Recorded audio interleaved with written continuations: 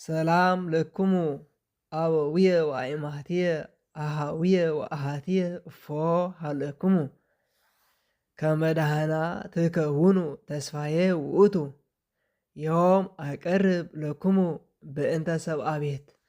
ሰላም ሰላም ክቡራት ተኸታተልቲ መደብ ቋንቋ ግዕዝ ንሎሙ ከዓ ብዛዕባ ቤተሰብ ወይ ሰብአ ቤት ብዝብል መፂና ኣለና። ናብዚ ኣዳሊናዮ ዘለና መደብ ከሕልፈኩም ሰናይ ምክትታል ይግበረልኩም። ኦሆ ሰናይ አቦ ብግዕዝ አብ ማለት እዩ። አብ አቦ፣ አቡየ አቦይ። ለምሳሌ አቡየ ጸሓፊ ውእቱ እንድሕር ኢልና ብትግርኛ አቦይ ጸሓፊ እዩ ንምባል ማለት እዩ። አበው አቦታት፣ አበው እንድሕር ኢልና ብትግርኛ ከዓ አቦታት ማለት እዩ። ለምሳሌ አበው ተናገሩ እንድሕር ኢልና አቦታት ተዛሪቦም ንምባል ማለት እዩ። አበዊነ አቦታትና፣ አበዊነ አቦታትና ማለት እዩ ብትግርኛ። ለምሳሌ አይቴ ሃለው አበዊነ እንድሕር ኢልና አቦታትና አበይ ኣለዉ ንምባል ማለት እዩ። ሰናይ ንቐፅል። ብግዕዝ ብትግርኛ ኣደ ወይ እኖ ማለት እዩ። እምየ እንድሕር ኢልና ከዓኒ ኣደይ ማለት እዩ። ለምሳሌ እምየ መፅአት፣ እምየ መፅአት እምትእይንት እንድሕር ኢልና ኣደይ ካብ ከተማ መፂያ ማለት እዩ። እምየ መፅአት እምትእይንት ኣደይ ካብ ከተማ መፂያ ንምባል ማለት እዩ። ኣኢማት ኣዴታት፣ ኣኢማቲነ ከዓኒ ኣዴታትና። ለምሳሌ ኣኢማቲነ ይጸልያ ኩሊሄ በእንቲአነ፣ ኣዴታትና ስለና እንታይ ገብራ ኩሉ ግዜ ይጽልያ ንምባል እንጥቀመሉ ማለት እዩ። እሺ እምነ እንድሕር ኢልና ከዓኒ ኣዴና ማለት እዩ። ለምሳሌ እምነ ጽዮን ይብል ሰብ ይብል ማለት እዩ። ኣዴና ጽዮን ይብል ሰብ ከም ድብል ቅዱስ ዳዊት ኣቦና ማለት እዩ። ወይ እውን እምነ ድንግል ማርያም እንድሕር ኢልና ኣዴና ድንግል ማርያም ንምባል ማለት እዩ። ኦሆ ሰናይ። እሁ ሓው ማለት እዩ። ሓው እሁየ እንድሕር ኢልና ከዓኒ ንውስኾ ኣለና ሓወይ ንምባል እዩ። ኣሃው እንድሕር ኢሉ ከዓኒ የሕዋትና፣ ኣሃው ተደርኑ የሕዋተይ ተደሪሮም ድዮም ንምባል እንጥቀመሉ ማለት እዩ። ኣሃውየ እንድሕር ኢሉ ከዓኒ የሕዋተይ ንምባል እየ እንድሕር ወሲኹ ይጥቀመሉ ኣሎ። ኣሃውየ ለምሳሌ ኣሃውየ ተፋቆሩ በበይናቲኩሙ እንድሕር ኢሉ ኣሕዋተይ ነንሕሕድኩም ተፋቆሩ። ኣሃው ተሳናኣው እንድሕር ኢልካ ኣሕዋት ተሰማምዑ ንምባል ማለት እዩ። እሺ ሰናይ። እህት ሓፍቲ ወይ ሓውቲ ንምባል ማለት እዩ። ሓውቲ ድብል ኣሎ፣ ሓፍቲ ድብል ኣሎ ከከም ልምዲ ናይ ሰብ ማለት እዩ። እህትየ እንድሕር ኢልካ ሓፍተይ ማለት እዩ። ኩሉ ግዜ እየ እንድሕር ኢሉ ሓፍተይ። ለምሳሌ እህትየ ነያ ሓፍተይ እንህለት ንምባል ማለት እዩ። ኣሃት የሕዋት ማለት እዩ። ለምሳሌ ኣሃተ ቤተ ክርስቲያን ከም ዝበሃል ማለት እዩ። የሕዋት ቤተ ክርስቲያን። ኣሃቲነ እንድሕር ኢልካ የሕዋትና። ለምሳሌ ኣሃቲነ መፃ ኣሕዋትና መፅየን ንብል ማለት እዩ። ኦሆ ሰናይ። እሺ ወልዲ ከዓኒ ወዲ ማለት እዩ። ወልድየ እንድሕር ኢሉ ወደይ።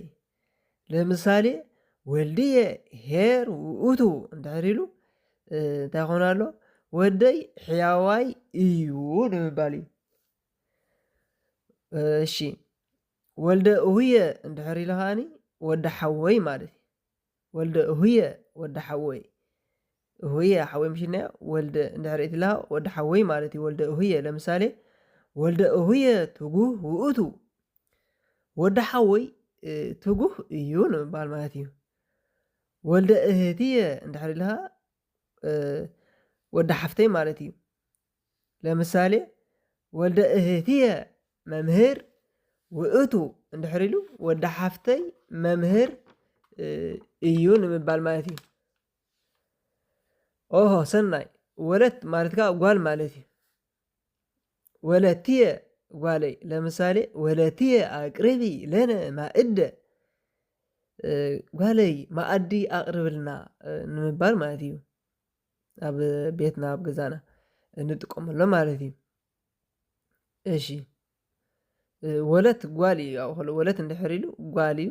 ወለትየ እንድሕር ኢልካ ጓለይ ንምባል ማለት እዩ። ወለተ እሁየ እንድሕር ኢልካ ጓል ሓወይ። ለምሳሌ ወለተ እሁየ ኢትህሰዚ ዘይትከሃለኪ ጓል ሓወይ ልዕሊ ዓቕሞ ዝኾነ ኣይትድለይ ንምባል ማለት እዩ። ሰናይ።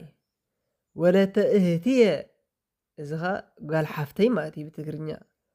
ለምሳሌ ወለተ እህትየ መዘምር ይእቲ እንድሕር ኢሉ ጓል ሓፍተይ መዘምር እያ ንምባል እዩ። ሰናይ።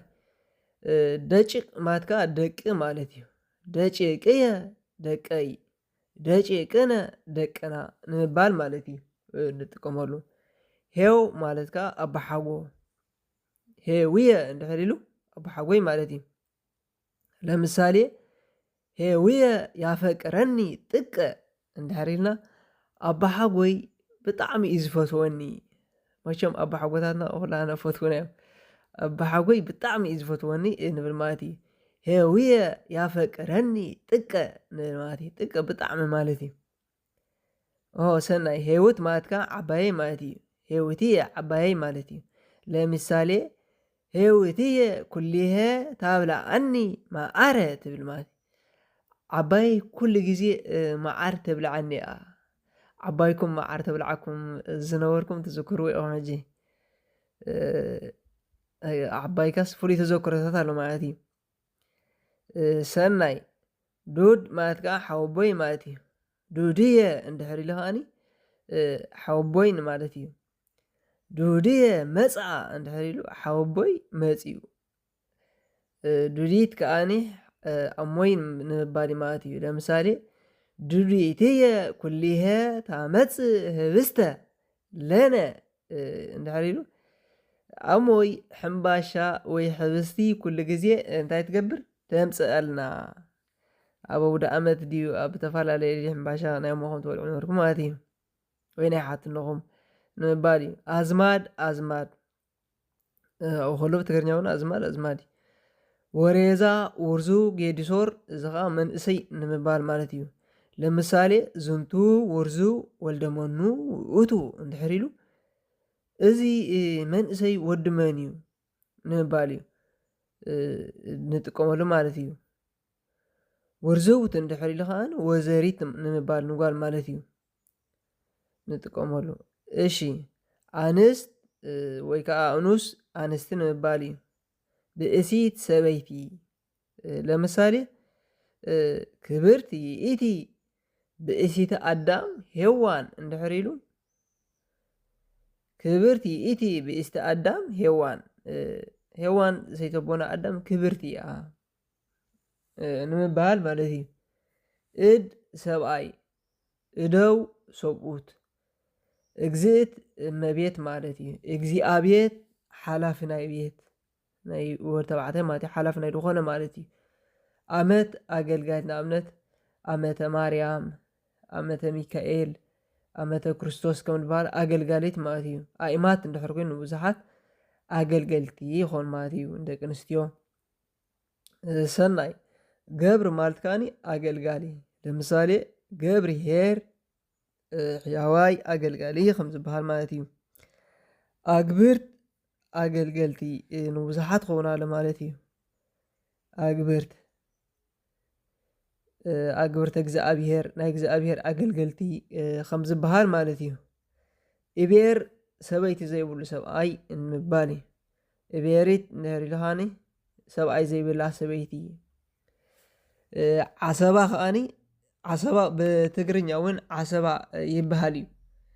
ብግእዝ እውን ዓሰባ ወይ ጓሳ ንምባል ንጥቀመሎም እዮም እምበኣር ክቡራትን ክቡራንን ተኸታተልቲ መደብ ቋንቋ ግእዝ ንሎሚ ዘዳለናዮ እዚ ይመስል ነይሩ እንድሕር ፈቲኹሞ እዚ መደብ ከኣኒ ከምቲ ዝግበር ግበሩ ጠፊኡኩም ኣይኮነ ማለት እዩ ሳብስክራይብ ሼር ንምባል እዩ ሰሰናዩ ኣብ ቀጻሊ ክሳብ ንራኸብ ሰሰናዩ እምንየልኩም ወስብሃት ለእግዚአብሔር